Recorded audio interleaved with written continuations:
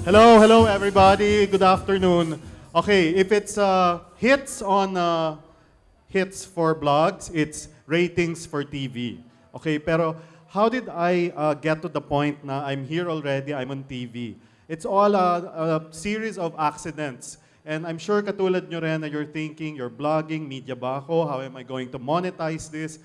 Saan ba to papunta? Okay, let me tell you this journey in a short kwento lang. I graduated college, economics. I had no idea, nagbebenta kami ng t-shirt sa bagong Robinson's Galleria. Yung may-ari ng mall, si Liza Gokong Wei, invited me to write for Manila Times. Doon po nag-umpisa yon. From Manila Times, then I did PR work.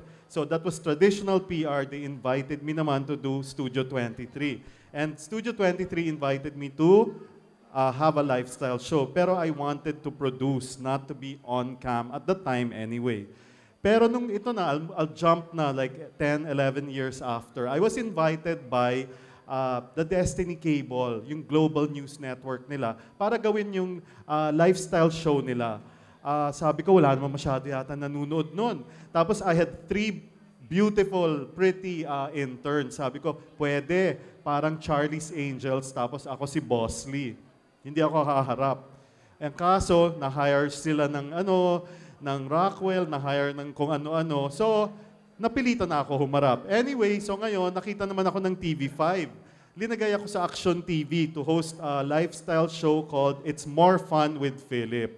And then eventually, nagustuhan nila, linipat nila ngayon sa TV5. Nandun na ako ngayon sa main channel, which is now called Philip Lifestyle Guy.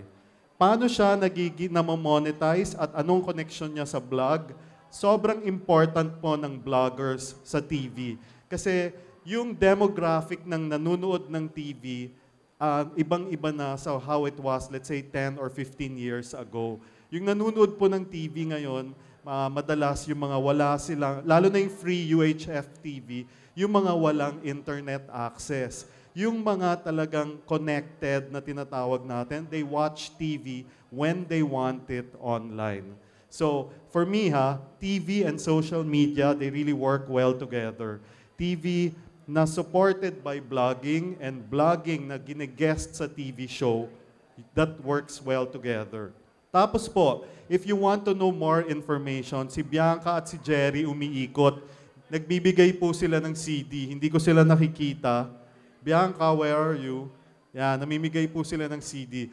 Kasi po, we are actually looking for bloggers weekly na pwede naming mag-guest sa show. The format of our TV show is lifestyle. Lifestyle, syempre, is fashion and food and gadgets and entertaining and lahat po nung ganun. So, maybe if you can send me an email na makikita nyo dun sa CD, then we can also work with you. So we can work well together sa TV po and sa blogging.